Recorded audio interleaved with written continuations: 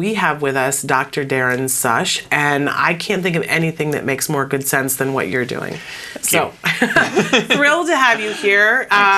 And we should start by saying that you are a clinical psychologist. That's right. And a board-certified behavior analyst. Yes. And that's not all that unusual for us to have on our show. We deal with lots of board-certified behavior analysts, and a lot of them are clinical psychologists. So, you know, that's a great thing. But the difference is that you have a specialty where you treat the parents of the children on the autism spectrum. Exactly. And a lot of times when I tell people what I do, that confuses them because they ask about my work with the kids or working within an ABA program. But what I do within my private practice is I work specifically with the parents of the children with special needs who are on the autism spectrum. Well, I gotta say, honestly, I got chills when I first heard about what you were doing because I wish there were more of you. Me too. Because it's a thing that makes such great sense. This is a community of people that we know could use some help and support. Yes, definitely. Always. Definitely. And yet, I know many people, myself included, the first time that I went to a therapist after my son was diagnosed with autism and said, you know, I need some help, I was having anxiety issues, I found that all the things that I were talking about had to do with what was happening in my home, and this licensed therapist had no idea what I was talking about. Mm-hmm. I might as well have been talking about being on the moon. She really had no concept of it.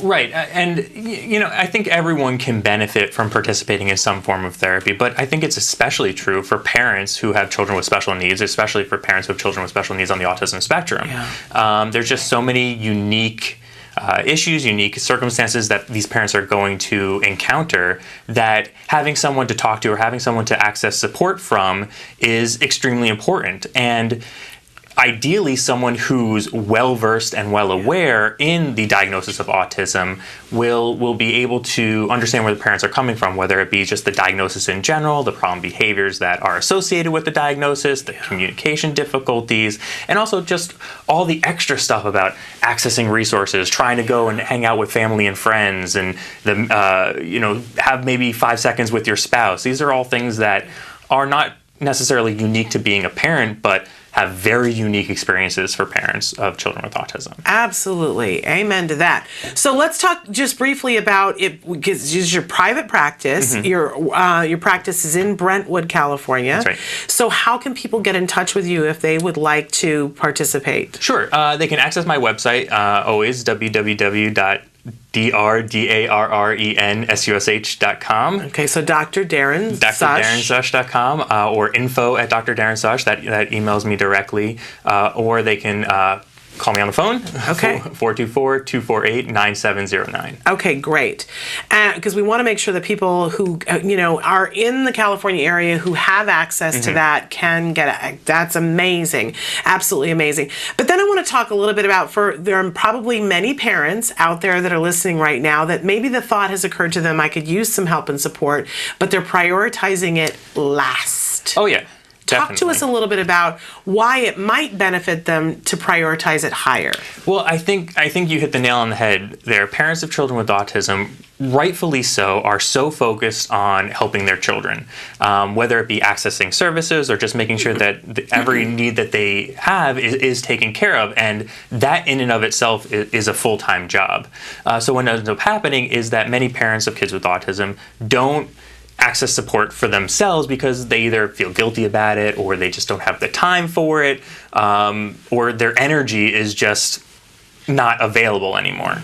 But the problem with that, unfortunately, is that by kind of neglecting yourself, you're not helping yourself to be able to help your family. Yeah. We talk a lot on this show about the whole concept when you're on an airplane and the air masks drop, and they tell us every time we're on the airplane, you got to put the air mask on yourself first, even if you have a small child.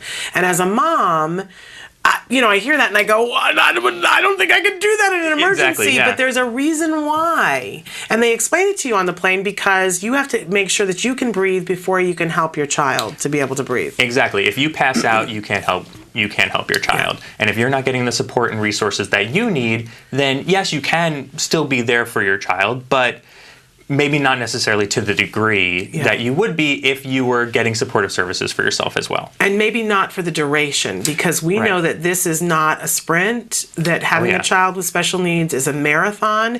And I have seen many parents drop and fall, and some recover after they drop and fall. I was somebody who, dropped and fell and had to get help to be picked back up to get back in the game.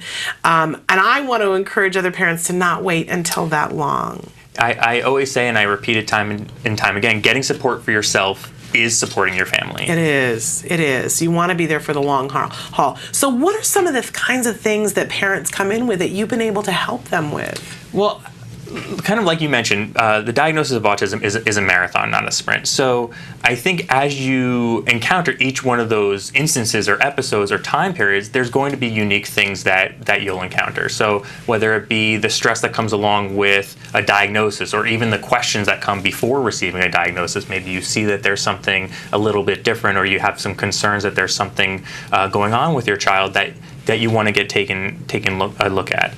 And then along, the child grows up and enters school, so there's going to be stress and worry that comes along with that, maybe even moving into middle school and high school, and peer pressure, and unfortunately bullying issues that have, I guess you could say, fortunately become more popular, that people are talking about them today. Unfortunately that they're happening, but at least people are more aware of them.